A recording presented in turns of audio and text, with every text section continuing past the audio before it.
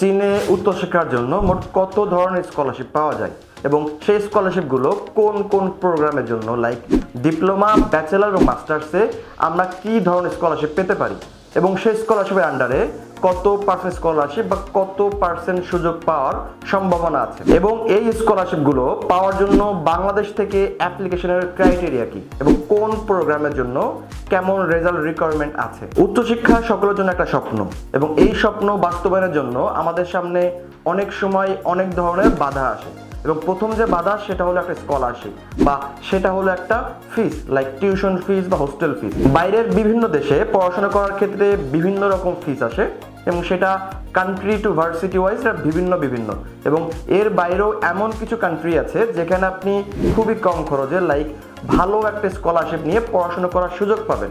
এখন স্কলারশিপ কেন দরকার? স্কলারশিপ আসলে বেসিক্যালি দরকার পড়ে যে আপনি যে পড়াশোনা করবেন এই পড়াশোনার টাইমে যে ফিসটা আপনাকে পেমেন্ট করতে হবে ওই ফিসটা যতটা কমানো সম্ভব যদি আপনি এটা কমাতে পারেন তাহলে আপনার উপর প্রেশার থাকে না। অনেক কান্ট্রি আছে যেখানে যাদের ফিস অনেক বেশি থাকে like living expense, tuition fees এবং এটা অ্যাফোর্ড করার জন্য হয়তো বা পরিবার থেকে সাপোর্ট নেওয়া লাগে শিক্ষার্থীর, বা অনেক সময় দেখা গেছে কি শিক্ষার্থীগুলো এটা অ্যাফোর্ড করার জন্য পার্ট টাইম জব করে এবং এই পার্ট টাইম জব করার ফলে আলটিমেটলি তারা তাদের মেইন ফোকাস থেকে তারা কিন্তু একটু দূরে চলে যায়। আবার এর বাইরেও অনেক দেশ আছে যেখানে খুব সহজে ভালো একটা স্কলারশিপ নিয়ে তার একাডেমিক ক্যারিয়ার সম্পন্ন করা যায়। এমন একটি দেশ চায়না এবং চায়নাতে আপনি চাইলে ডিপ্লোমা, ব্যাচেলার ও মাস্টার্স প্রোগ্রামে 100% টিউশন ও হোস্টেল ফিস স্কলারশিপে পড়াশোনার সুযোগ পাবেন।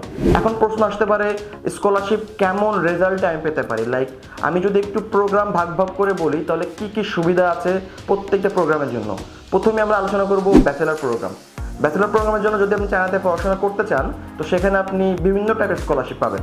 প্রথমে আসবে টাইপ এ স্কলারশিপ যেটা আন্ডারে tuition fees free, hostel fees free এবং মান্থলি একটা স্টাইপেন্ড লাইক একটা শিক্ষাবৃত্তি দিবে। দ্যাট মিনস চায়নাতে আপনার থাকা বা খাওয়ার জন্য মান্থলি যে এক্সপেন্স এটা আপনার দেশ থেকে নিতে হবে না, চাইনিজ গভর্নমেন্ট এই এক্সপেন্সটা আপনাকে দিবে প্রতি মাসে।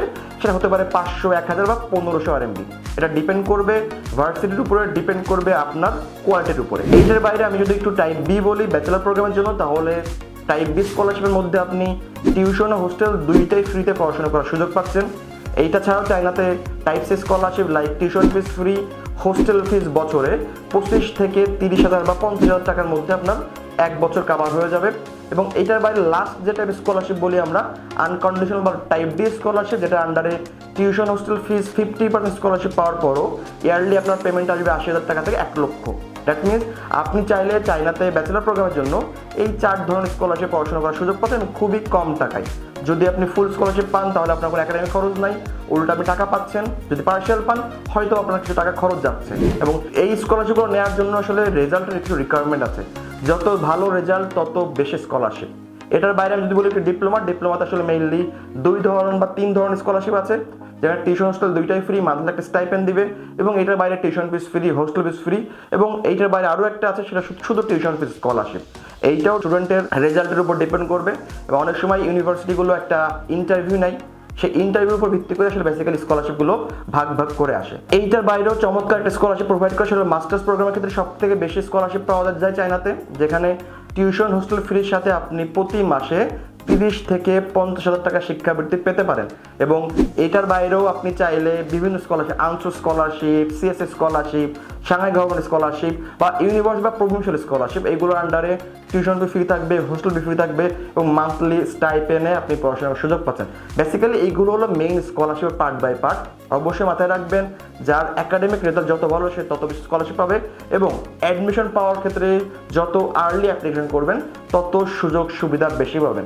যত আর্লি করবেন তত আপনি অপশন বেশি পাবেন, আপনি তত ইউনিভার্সিটিতে অ্যাপ্লিকেশন করতে পারবেন এবং আপনার স্কলারশিপ বা অ্যাডমিশন বা চান্সটাও বেশি বাড়বে। আপনার লক্ষ্য যদি হয় চায়নাতে উচ্চশিক্ষা এবং সেটা যদি হয় স্কলারশিপ সহ, তাহলে আপনি চাইলে আমাদের সাথে যোগাযোগ করতে পারেন।